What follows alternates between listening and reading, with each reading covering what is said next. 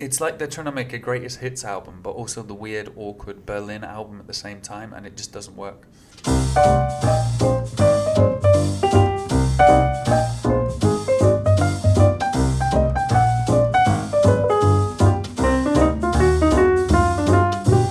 Hello and welcome to The Last Picture House, the show where we discuss films that have finally staggered into Japanese cinemas. I'm your host, Marcus Lovett, and I'm joined by fellow film obsessives Di Lynch, Maria Suzuki, and special guest Ian Norton. Hi everyone. Hello. Hi. Hi.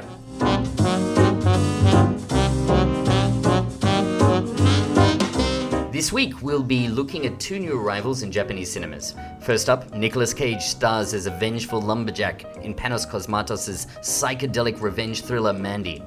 And then we'll turn our attention to Bryan Singer's, or should that be Dexter Fletcher's, Freddie Mercury biopic Bohemian Rhapsody.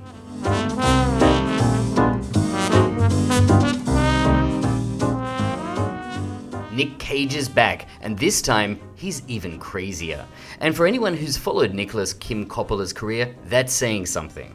Mandy tells the story of Red Miller, a lumberjack who lives in a remote cabin with his artist girlfriend, Mandy Bloom, played by Andrea Riseborough, of Birdman and Oblivion fame. When Mandy is abducted by members of a bizarre cult/biker gang, Red embarks on the bloody path to revenge. So Di, you were very enthusiastic about seeing the film. What were your impressions? I think going in, I was really keen because a lot of these cult films come with a certain reputation. When a film does Sundance and it comes out and I think everyone goes, cult movie. If I hear the word cult movie, I'm in. Automatically, I don't care what it's about, I'm in. Yeah, that was the midnight screening, right? Yeah. You know it's doing something different, it's going to be interesting. And for a large extent, I think it is, and it does all those things, just not quite as well as I wanted. Maria, how about you? What were your first impressions? Well, I went to see this film without any expectation. I only read that it did very well at Cannes, which we know is a tough crowd. It wasn't on the official competition. It was in the Quinzaine, which is a side section of Cannes, and it had like 10 minutes applause. Really? Yes. I didn't hear that story. So was it like a late screening, or was it like Sundance where it's a particular place for that type of film? Well, I don't know if it was a special screening, but it usually Quinzaine des Réalisateurs, which is a side section of Cannes, has films that really didn't make it to the official competition, but are films of some interest. And I think it went well because it's very visually engaging. It's really this kind of, like, it gives the effect of being under a hallucination the whole time with different levels. That I found really fascinating. It's really two films, isn't it? It's like there's this first almost elegaic thing, the couple, Nicolas Cage and his girlfriend, living in the woods, and it has this kind of dreamlike quality, as you mentioned. And then once the revenge part of the story kicks in, it's a quite different film. The first half kind of sets you up, you get that uneasiness, and then when things get crazy, they get very crazy. Yeah, they definitely do. I think it's not a coincidence that the title call comes after an hour. So usually you have it like after 5 minutes or immediately after the film starts. And here you have to wait 1 hour and you have Mandy and this incredible graphics that's kind of reminiscent of heavy metal bands covers, right? Yeah, and those book covers from the early 80s. Yeah. Die. It feels like it's trying a bit too hard to tap into that. Everything to do with the 1980s. When I started watching it, I couldn't help but think of things like Stranger Things. Yeah. Or Dan Stevens is The Guest. I haven't seen that. Oh, you need to see The Guest. The Guest is very, very good.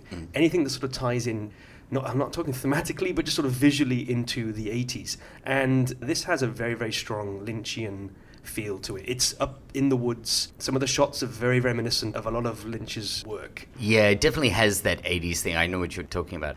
But I have to agree when Dai says that there's artifice, there's will of being iconic. And I think that in time it might get iconic because one thing, this movie is very quotable. There are some very absurd lines. And gifable. Gifable, yes, Yeah. definitely. First of all, gifable is that the one expression that we have recurrently of anger, sorrow, hatred of Nicolas Cage, especially after he's covered in blood. Often unnecessarily. Often unnecessarily, yes. Or when he's like wide-eyed and you don't know if they want to make you laugh or they want to make you scared. But he's always so watchable. Whatever he's in, whether it's a good film or a bad film, you can never say that he's the bad thing in it. He's always good. I completely agree. I love watching Nick Cage films because you know that you're going to be watching something. Yeah. He's been in movies that are and thanks to him, to some degree, iconic. I think that this film, in a few years, it might get into this status, I think. I've got to be honest, I have a thing for films where Nick Cage gets completely whacked out. I'll even defend Herzog's remake of Bad Lieutenant, which I know, Maria, you really like the original, I right? really love the original, Abel Ferrara. The gratuitous drug use in this film, Yes. is a lot like Bad Lieutenant in that way. Yeah, it's interesting that it's the victim that is pushed into this drug-fueled vengeance, because we don't see him being drug-using. So it's something that comes with his rage, almost. That's interesting. Also, I think, apart from the 80s nostalgia, it also anticipates the Charles Manson thing that we're going to see in the future. We're going to see with Tarantino new movie, and I think another project, maybe for Netflix. The idea of the cult, of the leader of the cult, is very present here. It sort of wears all of its influences on its sleeve. Yeah, I had strong The Hills Have Eyes and Texas Chainsaw Massacre moments. Yeah. Especially with the family dynamics of the cult itself. Right. Yeah, for me, visually, Blood Simple. There's a lot of Blood Simple in this, with the that red light that's pervasive in every scene. The film, Tommy. Oh, Ken Russell's film. Yeah, I watched it as a rerun as a child, and it hit some of the hidden notes that were in my head when I saw some of the hallucinated scenes. Of course, there's Mad Max. Of I mean, course. Actually, the longer this film goes on, the more it descends into that kind of territory, because he's basically he's a lone warrior at the end, almost ascending into her artwork. Because the last shot is like rocky outcrop. He looks like he's on Mars or something, and it's like, I like that. I can appreciate what this is trying to do, and the little animation sequences throughout were fascinating. Yeah, and there's also Clive Barker, there's Rob Zombie. Yeah. One of the things about this film that you could certainly criticize is it's deadly simple. The plot, there is no plot really. It's just guy lives with girl, something happens to girl, guy goes on a crazy revenge killing spree. In that way it could be John Wick, but it does everything with a lot of style. Yeah, the scene with him in the bathroom. And where the confidence The to gift. hold... This has got to be the gift. Yeah, you're right. This is very much the gift. But the confidence to hold the camera on an actor like Nicolas Cage and just go, you know what's happening in this scene, just do what you feel. And he's got the bottle of vodka. With no label. I was trying to figure out what that And is why doing in the does bathroom. he keep it in the bathroom? Yeah. I think they're both damaged people, and his damage is that he's a reforming alcoholic, and this is the first thing he goes to in that time. Oh, that's an Yeah. interesting reading of the scene. But I mean, Yeah. why keep it in the bathroom? You're right. yeah, Didn't make any sense to me. it's a great scene.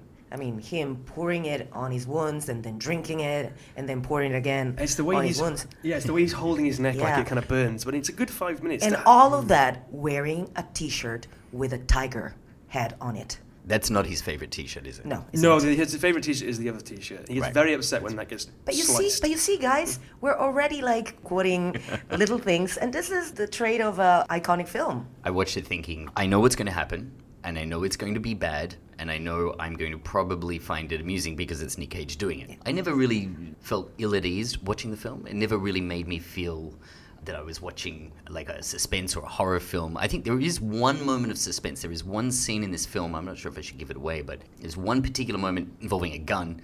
And this particular setup, which we've seen in lots of other films, it always gets me because it's just pure suspense. Aside from that, I pretty much sat there thinking, okay, I know what's going to happen. And yes, that's indeed what happened.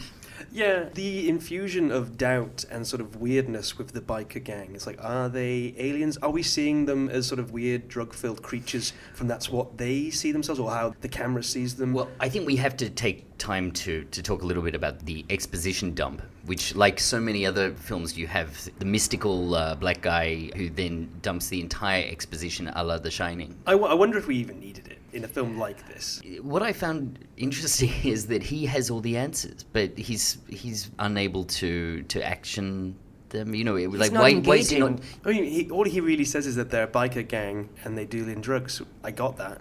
I saw them on bikes. They had leather and they were riding motorbikes. I got that they're a biker gang and they're all messed up. So I get the drugs thing too. I don't know if I needed that When scene. you first saw them, did you think they were a biker gang, or did you think there was some kind of I still think they're aliens. Yeah, it felt to me like they were creatures from another planet because Yeah. they treat the voices. One thing I don't think it's a huge giveaway is that when these guys show up, in the way that they show up is kind of Are we remarkable. going to talk about the conch? Yep. Okay, good, because that was weird. This is the film sort of towing the line between sort of fantasy and reality, and where I enjoy the dreamlike logic coming through, because the actual cult themselves have this weird sort of stone conch that they use to bring forth the biker gang. And it just dips into this sort of weird logic of like blowing this thing, they appear out of the mist. It looks like an album cover. It's honestly, it's weird. Yeah, but I kind of like I guess. I mean, I didn't understand it either. I know, it's like you just kind of it's go, all right. completely ridiculous. But yeah, they blow into this thing, and then the bikers show up. The justification for the bikers showing up is, well, they did this huge amount of LSD, and they're all completely crazy, but you can call them using this thing? Yeah, That's they hear never, that. They never bother explaining that. No, they don't. shouldn't. No, either, exactly. Because No, it makes no precisely. sense. I just enjoyed the scene. I stopped asking myself questions. I really didn't understand. They were just SM people so that in jar- in leather. Oh, when he's like, I'm guessing it's sort of an LSD. Right, so I Because thought it was that's some quite sort a of... strong yeah. drug that they're all taking. Yeah, and big pupils are a big part of the shots in this. The effect was immediate. Yeah. So another scene that I really thought was interesting was the scene with Mandy and our cult leader, and the faces were dissolving into one another. So, and yeah, so yeah. at the beginning I was thinking it was a kind of a special effect to show these huge dilated pupils, and then I realized that their faces were trading. So in this scene, Mandy has been sort of taken captive, and they've started to drug her. So they give her the LSD, and then they bring out this sort of bottled big-ass bee, and they put it to her neck. Yeah, it's a completely unrealistic incident. Yeah, well, this from my is- perspective. I I mean, don't know, maybe that thing exists somewhere, but God, I hope not. 'Cause it's It huge. comes out and they take its tail and they Yeah, stab the her with it. pincer in the neck, which is all horrible. And then she starts to trip, and this is where those big pupils come into play.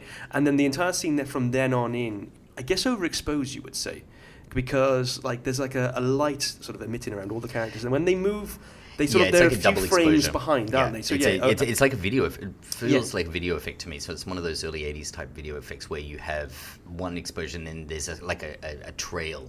like if you've had a video that you've watched like too much, and it starts to go, that's kind of The tracking's gone. The tracking's gone. Yeah, that's kind of the effect you're going to get. Which I guess nowadays kids who watch this film are like, "What the hell's going on?" And that's a really trippy effect. They wouldn't maybe get the reference. Kids. Damn, yeah, kids. Mandy is made up to look so much like Shelley Duvall in The Shining. I hadn't registered that actually. Yeah. Really? I mean, if you know this actress, her hairline is not that high. Really? And her hair has been parted exactly the same way. It's just... Or Yeah. also Carrie, Yeah, there's... Brian De Palma Carrie. So it's really like late 70s, early 80s. Yeah, so for me, there were those kind of obvious Shining references with a clear reference to Shelley Duvall in The Shining. Also with, again, Scatman Carruthers, the man who has the exposition. He has the story. He will share it with you, but you should be very scared. I mean, you got to appreciate that just as an actor alone. So I come in for one day. Brilliant. Yeah, fantastic. Like, and I'm done. Fantastic. Thank you very much. A lot of your countrymen in this film. The whole cult, I think, The are whole all cult. British actors. I think they? the grey-haired lady is American Canadian, but I think the guys are but the all guys British are actors. Brits. Yeah. Yeah, she's a Brit. Nobody does evil as the British. The cult maybe leader. The cult leader is a Brit. And the cult leader's a Brit as well. What Yeah. else is he in? Jeremiah. I think it's famous for Vikings, which is a TV series. He's obviously very talented. I was like watching him going, Oh, he's great. why is he Yeah. not in more things? Or why, because he's He's really... fantastically creepy in this film. Yeah, he is very, very creepy. And there's like moments where they obviously do something to his voice, and he's like, oh... And then I'm just like, again, treading that line of between dreamlike logic and reality. And I go, like, he's weird. And then he's like a moment where he shouts or he screams at a character, and you're like, oh, he's really weird. Yeah, and then there's the guy from Harry Potter who's his sort of henchman. Initially, Cosmatos wanted Nicolas Cage to play Jeremiah, actually. Now that's interesting information. I didn't know that. Really? Initially, he didn't want to play Jeremiah because he didn't like the character and wanted to play Red's character. But Cosmatos thought this film as a generational contrast. So he thought he was too old to play the protagonist.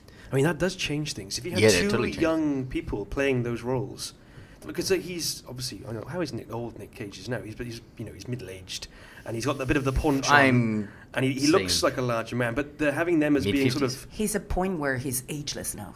yeah, He's I going guess. into the Sylvester Stallone territory. But I mean, they are middle-aged characters in this, and having middle-aged characters deciding to hide out in the woods and spend their lives sort of in reclusivity is different between having a young couple just starting out on their lives. That's an interesting point, Dave. One thing I thought watching this film What is their backstory? There's so much mystery around why they are there and what they're doing. It seems like such a deliberate choice. What are they running away from? You mentioned that maybe he's an alcoholic. She always feels like she's haunted. Yeah, and she's working through it with her art and everything else. So yeah, there's ghosts. Yeah, I like the idea that there's a prehistory of these characters. You really can feel that. Yeah, I wonder if it was maybe the right call to have them be that, because it's very different. I feel like I've seen young couple gets bad stuff happen to them quite often, whereas this is not that at all. Yeah. And I think basically Nicolas Cage is always, even if he's disturbed, but he's always the hero. He might be an anti-hero, like Face Off. someone gone bad, but it comes from a good place. Yeah.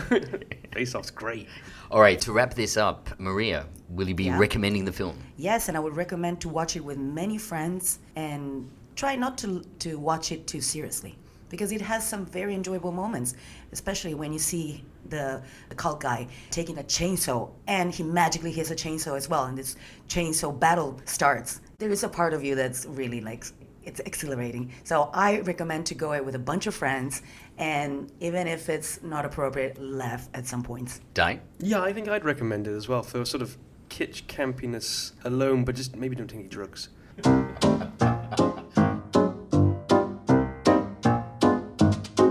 And now to Bohemian Rhapsody, the biopic of Freddie Mercury, lead singer of Queen. The film tracks the life of Mercury from the time he joined the band Smile to his triumphant performance at Live Aid in 1985. To talk about the film, we're thrilled to introduce our music industry specialist, Ian Norton. Are you really going to call me a music industry specialist? Indeed I am. You've been a musician, a promoter, and a purveyor of good times, so I want to start with you. What was your reaction to the movie? I liked it, but I have a number of issues with the film. So I want to talk about the positives first.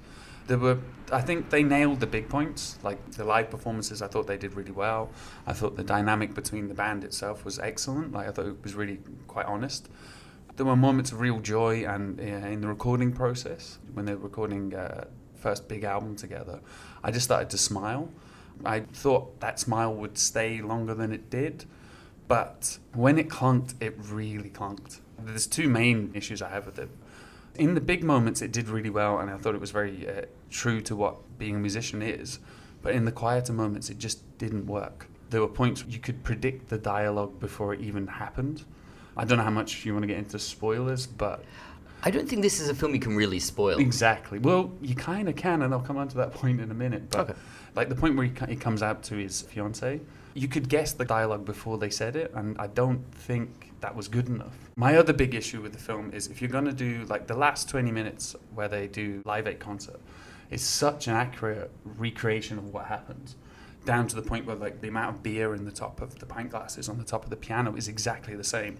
After the film I watched, there's this YouTube clip where they put the two up against each other, and it's note perfect. And if you're going to be that much of a attention to detail, you can't then mess with the timeline. Well, I think what you're saying is the production designer did their job. Did the scriptwriter really do their job, Maria? Well, first of all, I'm not so much of a Queen fan as much of Freddie Mercury fan. I think this film was a little bit more on the showman Freddie Mercury, which is probably something that we can see on YouTube, and didn't really teach us anything about Freddie Mercury the man. There was a little bit of a disappointment that I found. Di. I'm a big Queen fan. I really like Queen, and he's my go-to karaoke guy. I love Queen. Now, I have two hats here. I have one hat which is me, the Queen lover, and the music lover, and just seeing Freddie Mercury's life play out on screen. I have a bit of a cognitive dissonance with this because I can enjoy that. And at moments in this film, I was swept away with it. The music got me, and big beats in his life, I was upset, and it did all the right things. My other hat is my film interest hat. Yeah, the film has major structural issues and a lot of different things going on with it. But overall, I kind of came away, maybe for one single watch, I did kind of like it, and I came away with positive feelings. But that's despite the major issues, which I know we'll get onto. Yeah, so let's talk about the script. Let's talk about the structure. So the film does a lot of conflating. So what it does is it takes multiple moments, key moments in the life of Freddie Mercury, and it puts them all into one place at the same time. So a good example of this is the dinner or a lunch where Freddie Mercury brings his then girlfriend home for his birthday. Yes. And his girlfriend also brings along her father to meet his parents. and you have a number of different things play out. You have the band there looking at photos of Freddie. We're getting a backstory of Freddie Mercury, the guy from Zanzibar. We're also getting the relationship with the girl, the relationship between the parents. We're also getting a phone call from EMI saying, you guys have been signed. That's an awful lot of stuff to put in one scene. And for me, that was a big problem throughout the film, that all the creative inspiration moments, they seem so forced, because the whole way through, there's always a little bit of drama, followed by, hey guys, I know a song about that. It felt like one of those school musicals where the cue for every song was, I know a song about that. Ian? Yeah, it felt for me like there was almost two films happening. So if you want to do like a kind of Disney greatest hits of Queen or Freddie Mercury, you can do that, and that's perfectly fine. But you also then can't try and do this kind of quieter, more honest, sort of awkward film where they're trying to portray Freddie's life and the big things that happened to him.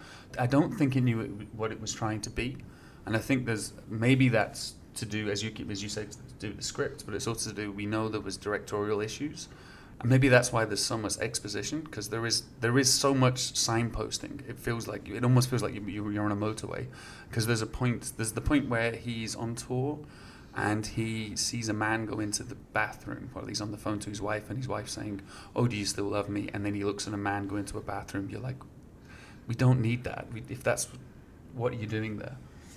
Yeah, beside the cliched nature of that.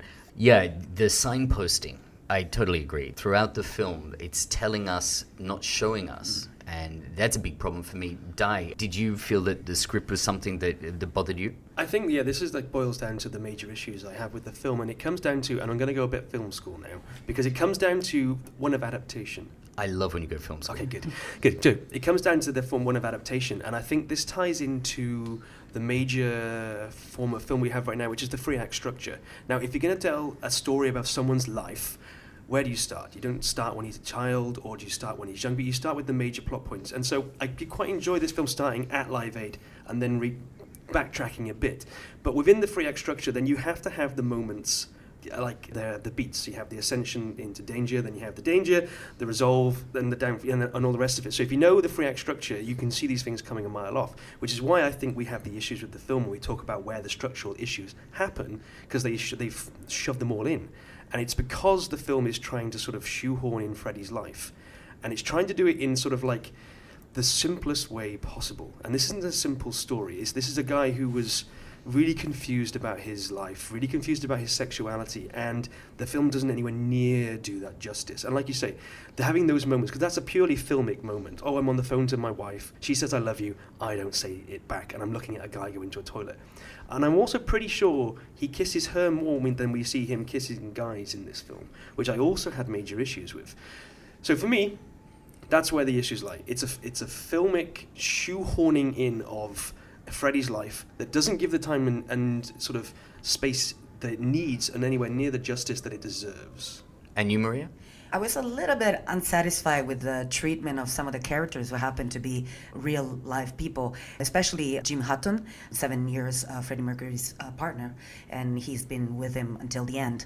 He, in the film, is really a plot device, because it's this character that he meets after one of Freddie's orgiastic party, and he is cleaning up the place and kind of giving this preachy sermon about how Freddie should find himself before he wants to have a relationship with him. And this really felt like a Hollywood romance, and it was so absurd, because the real story of Jim Hutton is they met in a bar and they had an up and down relationship, and then they were very stable up until the end, and they had a very quiet life. And other characters too, I mean, beginning from the villain of the story, the manager, they all happen to be dead. So my advice to anyone whose biopic is to be done or is involved professionally or real life with anyone whose biopic is about to be done is to outlive everyone. So you're really talking there about Paul Prentice, who is, I think, the assistant, not the manager, but the assistant. I think he was one of the first manager of Queen, I think. Then he was fired, but many years after, I think after 10 years of being the manager. I want to go back to something that Ian was talking about, the troubled history of the film. So this film was planned to be made, 10 years ago? Something like that? Yeah, I think it's been a long time coming. Ian, maybe you can fill us in a little bit about the history of the film being made. So originally, I believe it was Sacha Baron Cohen was going to star and with a different director. But the reason that was sort of stepped away from it was Brian May and Roger Taylor weren't very happy with the direction the film was going in. Originally, Brian May wanted it to be a story of after Freddie's death, how the band themselves dealt with what happened to Freddie. And I think, pick up on the point you said about the best way is to outlive. I think it's certainly very interesting that Brian May and Roger Taylor come out of the film very positively. Yes. And Freddie is used as this sort of narrative device to paint him as the villain that splits up the band, so that you've got that story of the band breaking up and Freddie being blamed for that, and then you get the band back together to do Live Aid. But in actual fact, the band never broke up. They were playing up until 2 months before Live Aid. And the whole narrative is that Freddie wanted to go and do this solo album, and that broke them up. But Roger Taylor and Brian May had already done, I believe, numerous solo albums before that point. Yeah, this kind of brings me back to my point about the shoehorning in the life events to fit the 3-act structure. Exactly. Like you also said, to go back into the directorial trouble, as we said before, there's far too much exposition, there's too much signposting. But there are certain moments, because when you've got actors of that caliber, there's a moment where, again, spoilers, but there's a moment where Freddie's now ex-fiance tells him about the fact she has a new boyfriend, and you can see in his eyes the heartbreak, and it's brilliant. It's incredibly well acted. But I think maybe, again, because they lost their director halfway through the film, I think 2 weeks from the end, maybe there wasn't quite enough trust there to allow the actors to just act. Maybe they felt they had to have more exposition. I don't know. All of that, like the script and the timeline, just took me out of the film. It took me away from what I was, like as Di was saying, quite a joyous experience, and then it clunked, and it just completely lost me. I really had a problem with this prodigal son kind of story, with Freddie Mercury being with the wrong people and partying, and a lot of it seems to be, the underlining thing is kind of blaming it on his gayness, because the rest of the band is, you have families, you have wives, you have children, and I have nothing, therefore I'm gonna just party away. And then he realizes, maybe also because he's diagnosed with AIDS, that his life was wrong, and he goes back to the band, he goes back to the people he loved, and they love him. And I found it so preachy. Yeah, there's a moral dimension there that it is really inappropriate for me. Yeah, it is incredibly patronizing. Again, this all plays back into this structure of this thing. It has to be this Hollywood formula. There are so many moments when I'm thinking and watching this going, this is a Hollywood film, and I've seen this a billion times. This could be any story about any very, very simplistic character, and you could see the beats coming, and because they're the wrong beats for him and then the wrong beats for Freddie, I think Freddie would honestly have issues with pretty much all of this. Horrified by the whole thing, Yeah. And there's obviously big allusions to his gayness, and there's a lot, but you never see him interacting. Whenever he's in like a nightclub or a gay club, and you see him walking about, it's always this ethereal dream state, and he's sort of like he's not present. Everything is a montage. This film is montage. full of these montages that just skip over the things that would have been a really interesting film for me. Yeah, it's a really interesting thing to be in the 80s, to be in the scare of having AIDS, and yet to have this desire to be who you are. And yet, it really wasn't a thing in this film. You got the sense that it was beneath the surface in him, and I'd put that down to Rami Malek being an incredible actor, but it was never explored in any meaningful way. Yeah, so let's talk about that. His performance, I thought, was superb. You guys, I think, are all nodding, so I take it you agree? Within about 2 minutes, I forgot someone was acting. He was just Freddie for me. Some of the one-liners and the way he came back was just perfect. But also the guy that played Brian May, he looked so much like Brian May. Frighteningly so. It took me slightly out of the film because, it was amazing. It was in particular, well the guy playing Brian May looked absolutely like that moment the real where he man. slightly ages as well. He's got and he was like, you look even more like Brian May now. Yeah. What about some of the other performances? I felt like this film had a number of actors who I really, really like, but weren't used to the full extent. So, for example, Tom Hollander as Jim Beach, Miami Beach, and Aidan Gillen from Game of Thrones. I mean, they're two fantastic actors, but they really just play plot devices in this film. Maria?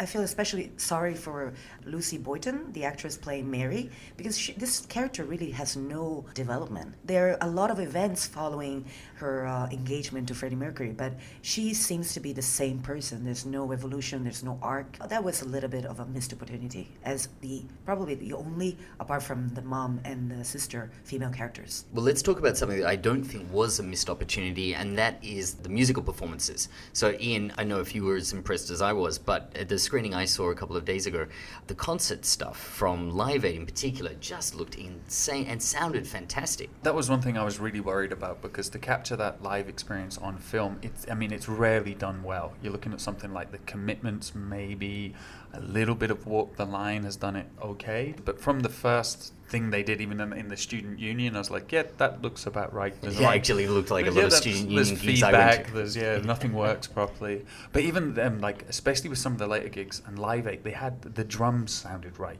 Everything sounded right. The best, I think, portrayal of a live performance I've seen on film.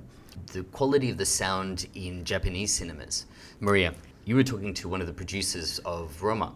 He was talking about the quality of the cinemas here, in particular the sound. Yeah, he was really astonished by the quality of the sound system and the fact that in Japan, just in Tokyo, we have a lot of IMAX theaters. And by the way, this film, you can also see it in IMAX. So for music fan, for Queen's fan, is really an experience. Let's talk a little bit about the reception the film got from the audiences we saw it with.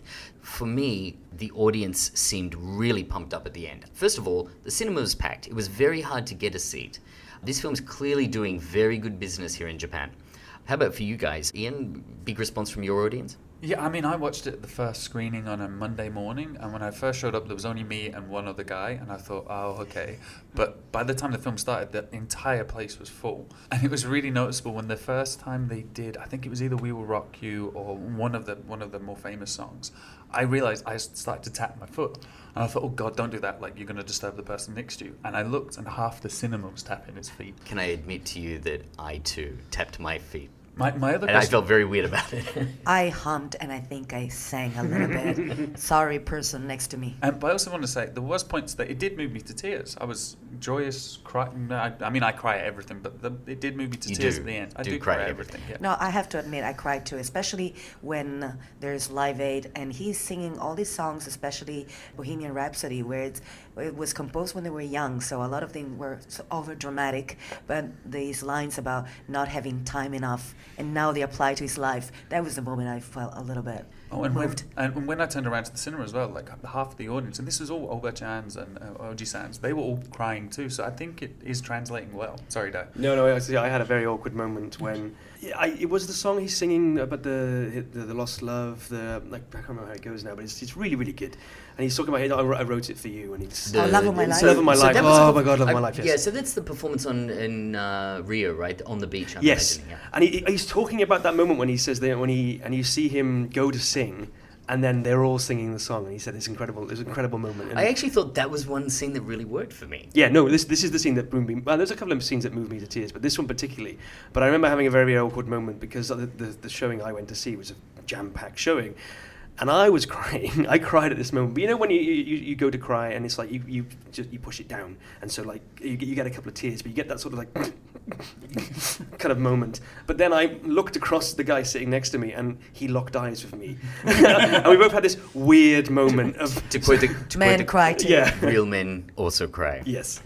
I want to say in that Rio thing though, yeah, again it made me cry, but it really annoyed me because again that was out of sequence. That didn't happen till much later on. Ah, okay. Because that song wasn't on the album, and it happened. I think it even happened possibly post Live Aid. But why let that get in the way of a good plot point?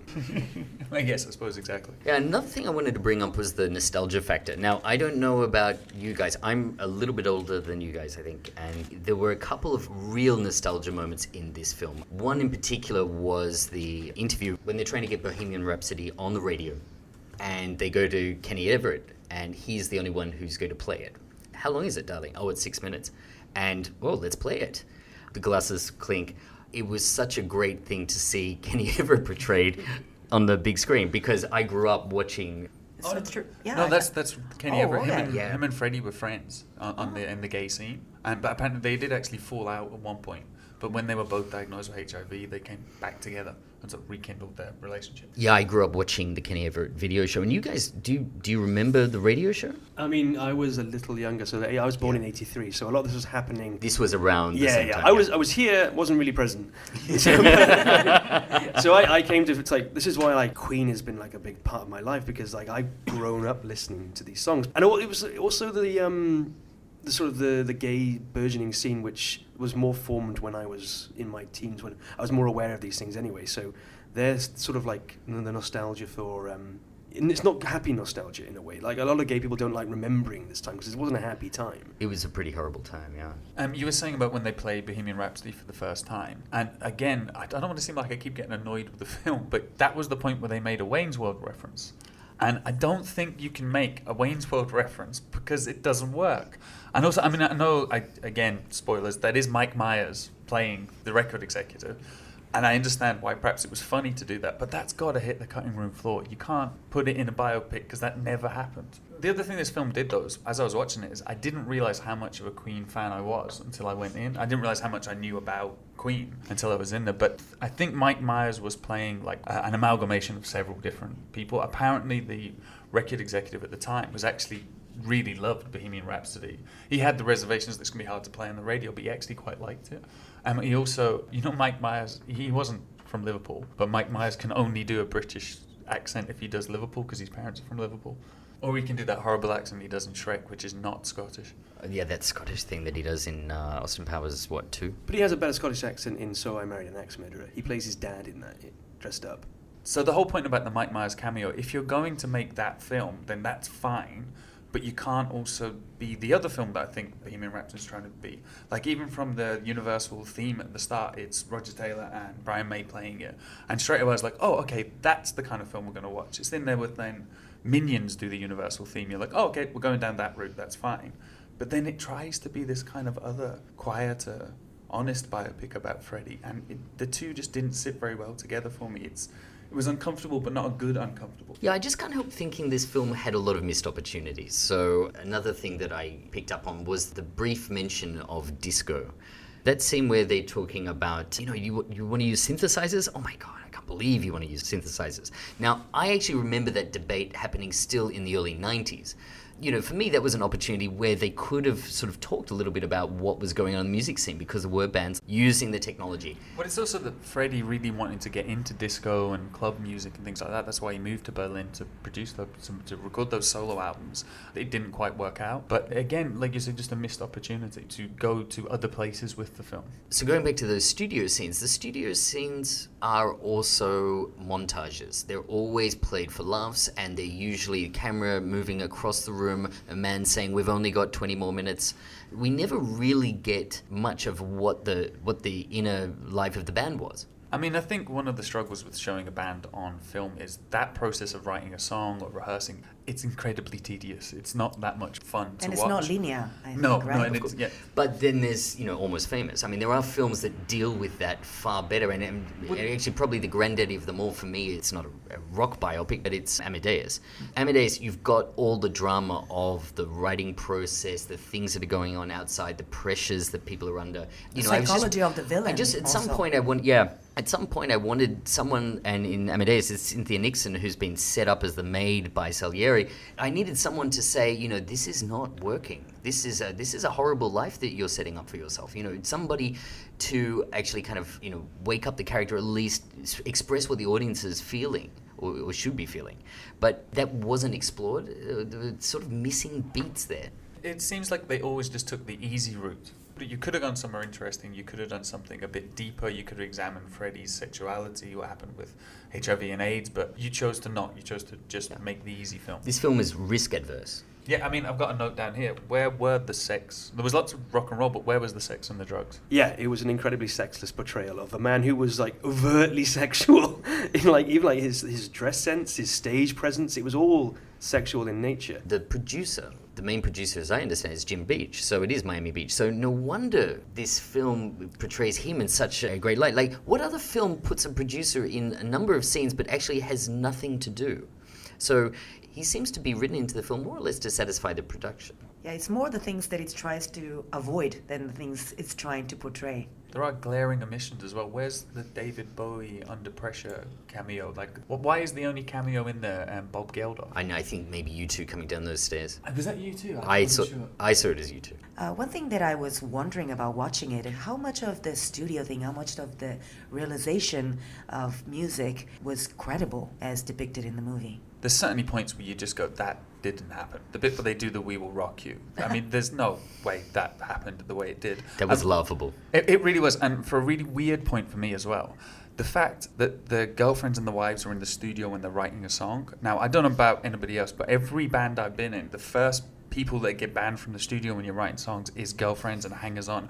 You're not allowed in because, one, they're distracting, and two, they get incredibly bored because you end up playing the same riff or the same bass part or rehearsing the same bit of drums over and over and over again until that moment of, that's what we want to do. So they wouldn't have been in the room, and there's no way that that's how they wrote We Will Rock You, which is really weird when you've got Brian May and Roger Taylor as the two executive producers who apparently were on set every day to offer their commentary on how accurate a portrayal this was. Di, Queen superfan, your final thoughts? Yeah, I really have like two minds about this film. In one sense, I really feel like in the moment when I was in the cinema, I did enjoy it. There were the moments that caught me, the emotions, I got it. And maybe that has more to do with the music than anything else, but I got it. I don't think it's going to age very well. And I think a lot of the criticisms we're talking about are going to really ram it into the ground in like 5 years. And I think that's a shame. Maybe there's a Freddie Mercury movie that will get made eventually that, will touch on all these things. There's a story there. I mean, his life is incredible. And exactly. I want to see that movie. Yeah, you leave the film wondering what was the real story. Yeah. I really want to see that film. Yeah. So, yeah, I'm kind of left in this sort of place where I enjoyed seeing it, and yet... But maybe I felt the same when I came out of the Queen musical. Didn't enjoy that much. You saw the musical? I saw the musical, yeah. You see the Queen musical, We Will Rock You. He's in it. The guy that took over to being Queen that came from America's Got Talent or something. Oh, Adam Lambert? Yeah, he's in it. He's the guy that goes in the bathroom toilet when Freddie's on the phone. Oh, it's him. That's an interesting thing. I didn't realise that. I didn't recognize him. I am Didi. I didn't recognize him without his makeup on. Okay. So I came away with a similar feeling with that. Like, I enjoyed hearing the music and I enjoyed seeing the things, but ultimately really rather shallow and disappointing. Maria. Well, I would like to say one thing. There are a few laughable moments, but my favorite one was the scene where in the room gathered, there are the cats watching Live Aid. And Live Aid, I think it was like 10 hours, more hours. So I was wondering who switched on the TV and who switched it off. And to end it up, I would say just enjoy the music because it really takes you to a different dimension. You really feel like you're at a concert. So for people who love the Queen and love the music, there's also, I was mentioning IMAX, but there's also Bakwan, which is literally it's explosive music. So it's some cinemas show movies with a very, very high acoustic. And for the whole month of December, Bohemian Rhapsody is available in the Bakwan Film Festival. So check this out too. Yes, definitely something for our Japan listeners. Ian? I think I really agree with both what Di and Maria said.